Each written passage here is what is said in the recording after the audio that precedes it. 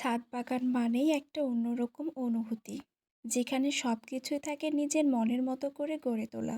গাছ লাগানো অনেকেরই শখ থাকে, সেখান থেকেই এক একটা বাগানের উৎপত্তি হয়। বাগান করা একটা মনের শৌখিনতা।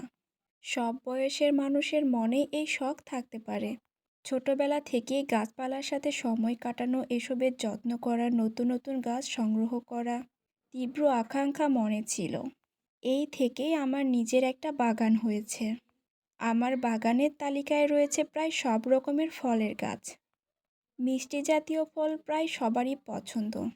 অধিকাংশ গাছের ফলগুলোই মিষ্টি হয়ে থাকে। আমি একটু ব্যতিক্রম। আমার টক জাতীয় ফলের প্রতি একটু বেশি ভালো লাগা কাজ করে। বাগানে বিভিন্ন প্রজাতির মিষ্টি বরই গাছ থাকলেও খুব ইচ্ছে হতো রাস্তার পাশে জন্মানো টক বরই গাছটাও আমার নিজের বাগানে রাখবো। এটা কল্পনাতেও ছিল না যে আমার এই সুন্দর স্বপ্নটাও একদিন পূরণ হবে। কারণ আমি বনসাই করার ব্যাপারে কিছুই জানতাম না। আমার একটা ধারণা ছিল শুধুমাত্র কলমের গাছগুলোই টবের সামান্য মাটিতে ফল দিতে পারে। এছাড়াও প্রাপ্তবয়স্ক না হওয়া পর্যন্ত ফল দেয় না। এরপরেও টক বড়ইয়ের একটা বীজ টবের মাটিতে বপন করে রেখেছিলাম।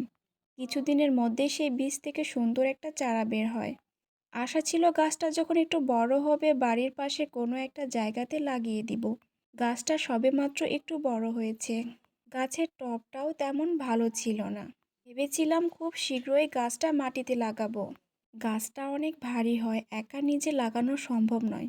এর জন্য কিছুদিন অপেক্ষা করছিলাম। এমনভাবেই প্রায় 1 বছর পার হয়ে গিয়েছে।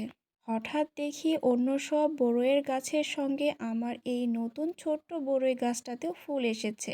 ধীরে ধীরে সেখান থেকে ফল ধরতে শুরু করেছে। প্রথমে এটা নিজে দেখে একদমই বিশ্বাস হচ্ছিল না, এটা কিভাবে সম্ভব।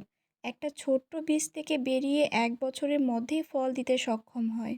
নিজের হাতে লাগানো এবং নিজের যত্ন করে বড় করে তোলা না হলে হয়তো এই ব্যাপারটা বিশ্বাস করতে অনেক কষ্ট হয়ে যেত। গাছটা আকারে বেশ ছোট, গাছটার বয়সও খুব কম। তবে এই ছোট্ট গাছে ফল হয়েছে প্রচুর পরিমাণের। এ যেন আল্লাহ তাআলার এক অশেষ নেয়ামত, যা কোনোভাবে অস্বীকার করা সম্ভব নয়। শুধু বড়ই গাছে নয়, আমাদের বাগানে লাগানো প্রত্যেকটা গাছে অনেক অনেক পরিমাণের ফল হয়। সেই সাথে এই ছোট্ট টক বড়ই গাছটা সত্যিই অসাধারণ ছিল।